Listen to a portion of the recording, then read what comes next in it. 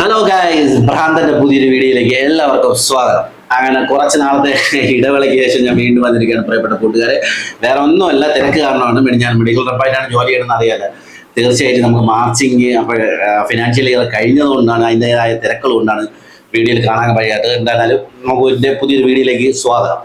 എന്തായിരുന്നാലും നമുക്കറിയാലോ പുതിയ വീഡിയോ എന്താണെന്ന് അറിയാലോ, സഞ്ജു സാംസൺ 53 മാച്ചുകളിലും പരാജയപ്പെട്ടിരിക്കുകയാണ് പ്രിയപ്പെട്ട കൂട്ടുകാരെ.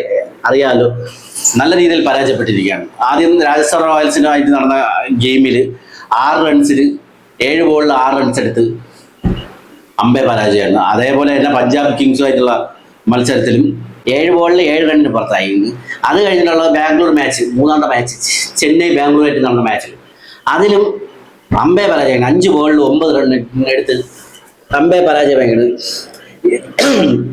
ഇതെല്ലാം ചൂണ്ടിക്കാണിക്കണം എന്നു പറഞ്ഞു കഴിഞ്ഞാൽ എനിക്ക് സഞ്ജു സാംസണിൻ്റെയും ആ ടീമിൻ്റെ, ചെന്നൈ ടീമിൻ്റെ മൊത്തത്തിൽ അറ്റ്മോസ്ഫിയറും മൊത്തമായിട്ടുള്ള ഇത് കണ്ടിട്ട് എനിക്ക് തോന്നുന്ന ഒരു ടീം സെറ്റ് ആയിട്ടില്ല പ്രിയപ്പെട്ട കൂട്ടുകാരെ. ഇതുവരെയായിട്ട് ടീം സെറ്റ് ആയിട്ടില്ല. എന്തിനാണോ എന്നറിഞ്ഞൂടെ, എന്തോ ഒരു ചെറിയ ടീമിലെന്തോ ഒരു പിണക്കം പോലെയോ അങ്ങനെ എന്തോ ഒരു ടീമിന്റെ ഉള്ളിൽ എന്തോ ഒരു പ്രശ്നങ്ങൾ ഉള്ളത് പോലെയൊക്കെ എനിക്ക് ഫീൽ ചെയ്യണം. കാര്യം എന്താ, സഞ്ജു സാംസൺ ഹാപ്പി അല്ല, അൺഹാപ്പിയാണ്. അത് സഞ്ജു സാംസന്റെ പ്രവൃത്തിയിൽ കാണാൻ പറ്റും, സഞ്ജു സാംസന്റെ വിക്കറ്റ് കീപ്പിംഗിൽ കാണാൻ പറ്റും, ബാറ്റിംഗ് ഇതിൽ കാണാൻ പറ്റും. മൊത്തത്തിൽ എന്തൊക്കെയോ ഒരു എന്താണ് സംഭവം എന്തായാലും നമുക്ക് അറിയാൻ പറ്റില്ല. എന്താണ് സംഭവം എന്ന് അറിയാൻ കഴിയില്ല. പക്ഷെ എന്തോ ഒരു പുകച്ചിലുണ്ട്. എന്താണ് ആ പുകച്ചിലെന്ന് നമുക്ക് അറിയാൻ കഴിയില്ല. എന്തായാലും ഒരു വല്ലാത്ത പുകച്ചിൽ. ഒന്നുകിൽ ഋതുരാജ് ഗെയ്ക്വാദിനെ വിശ്വസിച്ചായിരിക്കും സഞ്ജു സാംസൺ ചെന്നൈയിലേക്ക് വന്നത്. പക്ഷേ സഞ്ജു സാംസൺ വന്നപ്പോഴത്തേക്കും ഋതുരാജ് ഗെയ്ക്വാദിന്റെ ഓരോ പെരുമാറ്റവും ഒന്നിലെല്ലാം ഡിഫറെന്റ് ആയിരുന്നു. ഋതുവിന് ഇച്ചിരി കുശുമുണ്ടോ എന്നൊരു ചെറിയൊരു സംശയം ഇല്ലാതെയില്ല. കാരണം എന്തെന്ന് പറഞ്ഞാൽ സഞ്ജു സാംസൺ തന്നെയാണ് ഇപ്പൊ ചെന്നൈയിൽ നല്ല രീതിയിൽ വാഴ്ത്തിക്കൊണ്ടിരിക്കുന്നത്. അതുകൊണ്ട് ചിലപ്പം ഋതുവിന് ചിലപ്പോൾ എത്രയൊക്കെ ആയിരുന്നാലും മനുഷ്യരല്ലേ, ചെറിയ കുശുമ്പൊക്കെ വരാം. അതുകൊണ്ട് എനിക്ക് തോന്നുന്നത് അങ്ങനെയൊക്കെ എന്തെങ്കിലും പ്രശ്നമുണ്ട്. സഞ്ജു സാംസൺ ടീമുമായിട്ട് സെറ്റ് ആയിട്ടില്ല. പക്ഷെ കോച്ച് ഫ്ലെമിംഗ് പറഞ്ഞതെന്ന് പറഞ്ഞാൽ ഇപ്പൊ രാജസ്ഥാൻ റോയൽസുമായിട്ട് കഴിഞ്ഞിട്ട് തിരിച്ച് ചെന്നൈയിൽ ഇപ്പൊ ജോയിൻ ചെയ്തല്ലോ. അപ്പൊ ഒരു ടീമുമായിട്ട് കമ്മിറ്റ് ആവാൻ വേണ്ടി കുറച്ച് സമയം എടുക്കും, ടീമുമായിട്ട് സെറ്റായി വരാനായിട്ട് കുറച്ച് സമയം എടുക്കും. അതുകൊണ്ടാണ് സഞ്ജു സാംസൺ എന്തായാലും സഞ്ജു സാംസൺ ആണ് തിരിച്ച് വരെ തന്നെ ചെയ്യുമെന്നാണ് ഫ്ലെമിംഗ് പറയുന്നത്. തീർച്ചയായിട്ടും നമുക്കും അറിയാം അത് സഞ്ജു സാംസൺ ആണ് തിരിച്ച് വരെ തന്നെ ചെയ്യും. ഫീനിക്സ് പക്ഷി പോലെ വരെ ചെയ്യും. ഇതിനെയും കാട്ടി പെരുമഴ വന്നിട്ട് പോലും നനഞ്ഞില്ല സഞ്ജു സാംസൺ. പിന്നെയാണ് ഈ പേമാരി ടീമിൽ നിന്ന് പുറത്തായ വേൾഡ് കപ്പിൽ ബെഞ്ചിലിരുന്ന Sanju Samson player of the tournament 2020 world കപ്പിലോ 2026 വാങ്ങണമെങ്കിൽ അങ്ങേരെ എന്തുമാത്രം ഗഡ്സ് ഫീലിംഗ് എങ്ങനെയുണ്ടായിരിക്കും സഞ്ജു സാംസൺ. അതേപോലെ തന്നെ ഞാൻ വീണ്ടും പറയാണ്, ഈ 3 മാച്ച് കൊണ്ടുവന്നത് സഞ്ജു സാംസനെ അളക്കാൻ ആരുമായിട്ടില്ല. പ്രത്യേകിച്ച് ചെന്നൈ ഫാൻസുകാർ, പ്രിയപ്പെട്ട ചെന്നൈ ഫാൻസുകാരെ, നിങ്ങൾ ചെന്നൈ ഫാൻസുകാരൊക്കെ ശരി തന്നെ, ഇന്നു മുതൽ സഞ്ജു സാംസനെ അളക്കാൻ നിങ്ങൾ ആയിട്ടില്ല തീർച്ചയായിട്ടും. കാര്യം എന്ന് പറഞ്ഞാൽ സഞ്ജു സാംസൺ ആണെങ്കിൽ തിരിച്ച് വരെ തന്നെ ചെയ്യും. കാരണം 100% ഉറപ്പാണ് സഞ്ജു സാംസൺ കംബാക്ക് സ്ട്രോങ് വിത്ത് ഡൽഹി മാച്ച്. ഇനി അടുത്ത മാച്ച് ഡൽഹി ആയിട്ടാണെന്ന് തോന്നുന്നു. എനിക്കൊന്ന് 11-ാം തീയതി ആണെന്ന് തോന്നുന്നു. 11-ാം തീയതി ആണെന്ന് തോന്നുന്നു. ഡൽഹി ആയിട്ടാണ് മാച്ച്, അടുത്ത ചെന്നൈയുടെ മാച്ച്. എന്തായാലും സഞ്ജു സാംസൺ തീർച്ചയായിട്ടും കംബാക്ക് സ്ട്രോങ്. എന്തായാലും സഞ്ജു സാംസൺ ഇപ്പൊ തിരിച്ച് നാട്ടിലുണ്ട്. എന്തായാലും ഓട്ടൊക്കെ ഇട്ടിട്ട് തിരിച്ച് ടീമിനോടൊപ്പം ചേരുകയുള്ളൂ. എന്തായിരുന്നാലും നല്ലത് മാത്രമേ നടക്കുകയുള്ളൂ. കാരണം എന്താണെന്ന് പറഞ്ഞാൽ സഞ്ജു സാംസൺ തിരിച്ച് വരെ തന്നെ ചെയ്യും. എന്നാലും ടീമിൽ എന്തൊക്കെ പുകച്ചിലുണ്ട്. ബോളിങ്ങിനെ മൊത്തത്തിൽ പാളി. പരാജയം എന്ന് പറഞ്ഞാൽ ചെന്നൈ സൂപ്പർ കിങ്സ് ഇത്രയും വരെ പരാജയപ്പെട്ട ബോളിംഗ് 11 വൻ പരാജയം. ഇത്രയും പരാജയപ്പെട്ട ബോളിംഗ് 11 കൊണ്ടാണ് എങ്ങനെ കപ്പടിക്കാൻ പോകുന്നത് പറയാൻ പറ്റില്ല. കാര്യം എന്താണെന്ന് എനിക്കറിഞ്ഞൂടെ. ഇത്രയും പരാജയപ്പെട്ട ഒരു ബോളിംഗ് 11. പക്ഷെ ഇതൊന്നും നമുക്ക് കണക്കൂട്ടാൻ പറ്റില്ല. ആദ്യത്തെ 3 മാച്ച് കൊണ്ടുകൊണ്ട് ഒരു ടീമിനെ നമുക്ക് ജഡ്ജ് ചെയ്യാൻ പറ്റില്ല.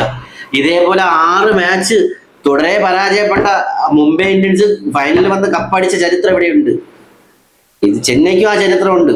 അപ്പൊ ചരിത്രങ്ങൾ പലതും ഇവിടെയുണ്ട്. പല ടീമുകളും തുടരെ തോറ്റുകൊണ്ട് വന്നിട്ട് ഇവിടെ കപ്പടിച്ചുകൊണ്ട് പോയ പല ചരിത്രങ്ങളും ഇവിടെ ഉണ്ട്. അതുകൊണ്ട് ഒരിക്കലും ഒരു ടീമിനെ നമ്മളിവിടെ ജഡ്ജ് ചെയ്യാൻ പാടില്ല. കാരണം എന്താ പറഞ്ഞാൽ തുടരെ പരാജയപ്പെട്ടതെന്ന് പറഞ്ഞിട്ട് ഒരു ടീം ഒരിക്കലും, അതുകൊണ്ട് തീർച്ചയായിട്ടും നമ്മൾ ആരെയും ഒന്നും ജഡ്ജ് ചെയ്യാൻ പാടില്ല. തീർച്ചയായിട്ടും അതുകൊണ്ട് സഞ്ജു സാംസൺ ആയെന്നാലും തീർച്ചയായിട്ടും തിരിച്ചു വരും. 3 മാച്ച് പരാജയപ്പെട്ടെന്ന് പറഞ്ഞുകൊണ്ട് അദ്ദേഹത്തിന്റെ ഒരു ബാറ്റിങ്ങും ക്വാളിറ്റി ഒന്നും പോയിട്ടില്ല. തിരിച്ചു വരെ തന്നെ ചെയ്യും. 100% തിരിച്ചു വരെ തന്നെ ചെയ്യും.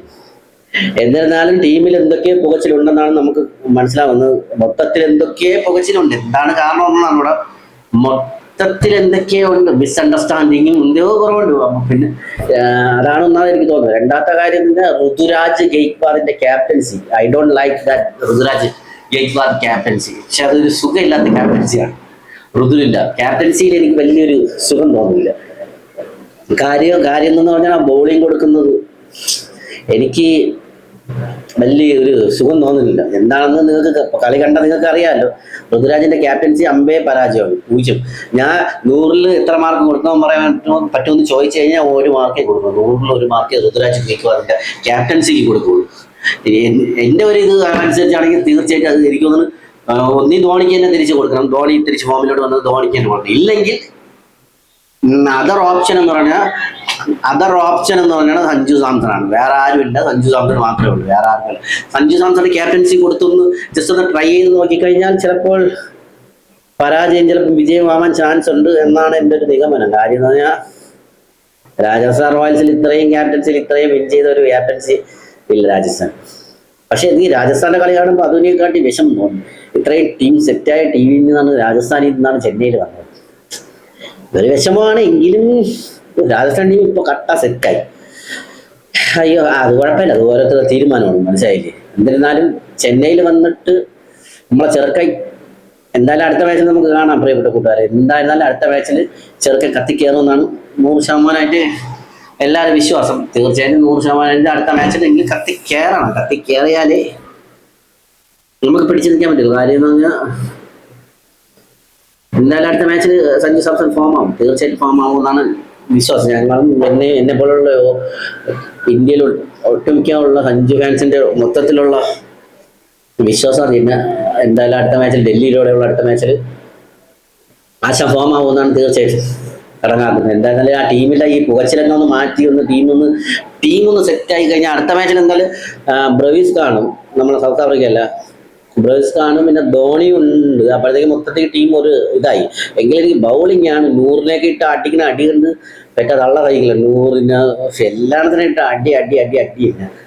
നമുക്ക് നല്ലൊരു ബൗളിംഗ് ഇമ്പാക്റ്റ് ഇല്ല. പതിരാണ ഉണ്ടായിരുന്നെങ്കിൽ കുഴപ്പമില്ല, യോർക്കർ എറിഞ്ഞെങ്കിലും പിടിച്ചു നിൽക്കാം. പതിരാണ അങ്ങനത്തെ ഒരു ഡി ചാഹറും കുഴപ്പമില്ല. ചെന്നൈയിലായിരുന്നപ്പോൾ നല്ലപോലെ ബോൾ ചെയ്യും ഡി ചാഹർ. ഇപ്പം മുംബൈയിലൂടെയാണ്. പക്ഷെ ഇന്നലെ അടി വാങ്ങിച്ചത് രാജസ്ഥാനിലെ മാച്ചിൽ. എന്തായാലും നോക്കാം എന്താകുമെന്ന് അറിഞ്ഞൂടാ പ്രിയപ്പെട്ട കൂട്ടുകാരെ. എന്തായിരുന്നാലും നല്ല നടക്കട്ടെ, നല്ല വാഹനം നടക്കട്ടെ എന്ന് ആഗ്രഹിക്കുന്നു, വിശ്വസിക്കുന്നു. എന്തായാലും സഞ്ജു സാംസൺ തിരിച്ചു വരട്ടെ എന്ന് പ്രാർത്ഥിക്കുന്നു, ആഗ്രഹിക്കുന്നു. അങ്ങനെ വീഡിയോ അതിൻ്റെ പേര് പ്രിയപ്പെട്ട കൂട്ടുകാരെ.